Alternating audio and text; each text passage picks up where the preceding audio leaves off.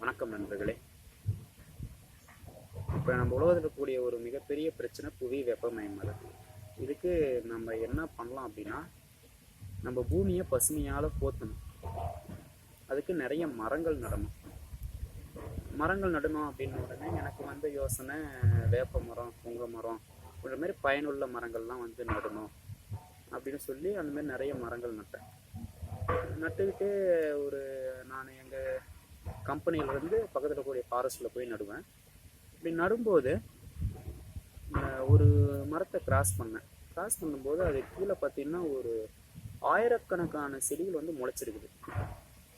எப்படி இது சாத்தியம்? எப்படி ஒரு மரத்துக்கு கீழே ஏதோ கொஞ்சம் செடி முளைச்சிருக்கும், ஆயிரக்கணக்கான செடி முளைச்சிருக்கு அப்படின்னு சொல்லி இதை பற்றி தெரிஞ்சுக்கணும், இதோட பேர் என்ன, இதை பற்றி தெரிஞ்சுக்கணும் அப்படின்னு சொல்லி இங்கே ஒரு ஒரு வயசான முதியோர், ஒரு 95 வயசு இருக்கும், அவர்கிட்ட போய் இந்த மரத்தோட கிளை விதை எல்லாத்தையும் போய் அவர்கிட்ட கொடுத்து அதை பற்றி விசாரிச்சதுக்கப்புறம் தான் ஒரு உண்மையே தெரிஞ்சுது.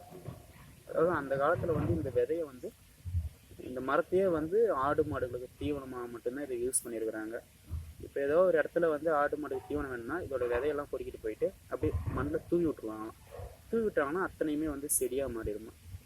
அவர் என்கிட்ட என்ன சொன்னார்னா, இதோட பேர் சுபாபம். அதாவது நம்ம என் பக்கத்தில் இருக்க பார்த்தீங்களா, இதே மரம் தான். இதோட விதை ஒரு மரத்திலிருந்து 1000 விதை கீழே விழுது அப்படின்னா அந்த 1000மும் செடியாகும் அப்படின்றாரு. அதோட ஸ்ட்ராங், அந்த விதை எடுத்து அவ்வளோ சாதாரணமாக அதை நம்மளால உடைக்கவே முடியாது.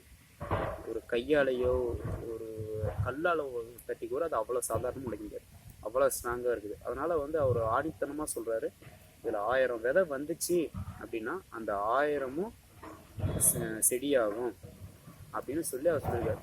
அதுக்கப்புறம் தான் இவ்வளோ தனித்தன்மை இருக்கா அப்படின்னு சொல்லி எனக்கு தோணுச்சு.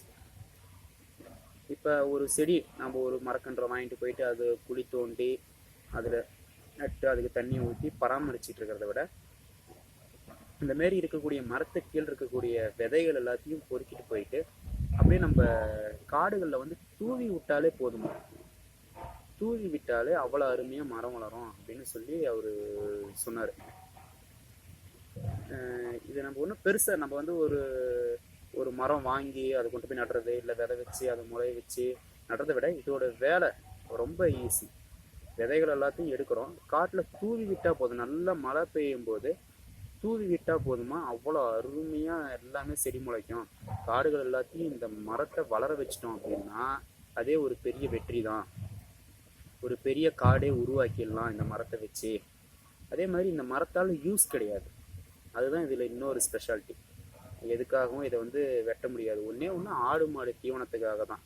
ஆடு மாடு தீவனத்துக்காக மரத்தையே வெட்ட மாட்டாங்க, இலைகளை வெட்டுவாங்க, அவ்வளோதான் பண்ணுவாங்க.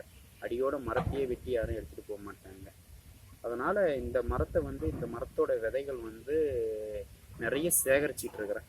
நிறைய சேகரித்து இங்கே பக்கத்தில் இருக்கக்கூடிய மலை எல்லாத்துலேயுமே ஃபாரஸ்ட் கோயில் எல்லாத்தையும் தூவணும் அப்படின்ற ஒரு எண்ணத்தில் இருக்கிறேன். இந்த மரம் தான் சுபாபம் மரம். இந்த மரத்துக்கு கீழே பாருங்கள் எவ்வளோ விதைகள் இருக்குது அப்படின்னு சொல்லி பாருங்கள். இதுதான் பார்த்தீங்கன்னா அதோட செடி. கீழே பாருங்கள் அப்படியே எவ்வளோ இருக்குன்ட்டு.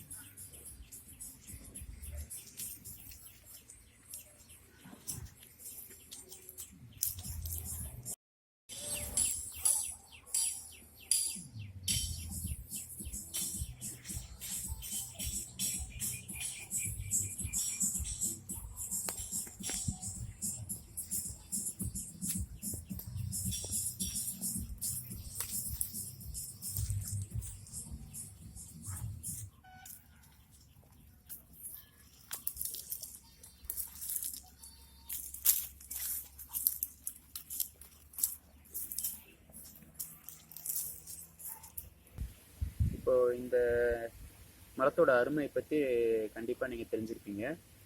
கண்டிப்பாக இது எல்லாருமே நம்ம செய்யணும். ஏன்னா இயற்கையை காப்பாற்ற வேண்டியது மனிதர்களாகிய நம்ம கடமை. நம்ம கண்டிப்பாக செய்யணும். உங்கள் கிராமப்புறத்தில் பார்த்தீங்கன்னா இது கண்டிப்பாக கிடைக்கும். கிராமப்புறத்தில் இல்லாத ஊரே இருக்காது, எல்லா இடத்துலையுமே கிடைக்கும். ஆனால் காடுகளோட கீழ் மட்டத்தில் தான் இருக்கும், அதோட உயர் மட்டத்துக்கு கொண்டு போகல. என்ன காரணம் அப்படின்னா, ஒரு வேப்பம் பழம் அப்படின்னா அது எல்லா இடத்துலையும் பரவி இருக்கிறதுக்கு காரணம் பறவைகள் வந்து அந்த பழத்தை எடுத்துகிட்டு போயிட்டு சாப்பிட்டுட்டு விதைகளை வந்து மலைக்கு மேலே போடுது. ஆனால் இதோட விதைகளோ காய்கள் வந்து உணவுக்கு பயன்படுத்தாத காரணத்தால் பறவைகள் வந்து இதை வந்து பறவைகள் டிரான்ஸ்போர்ட் பண்ண கிடையாது. நம்ம மனிதர்களால் மட்டும்தான் தூவப்பட்டுச்சு, மனிதர்களால் தான் பரவுச்சு.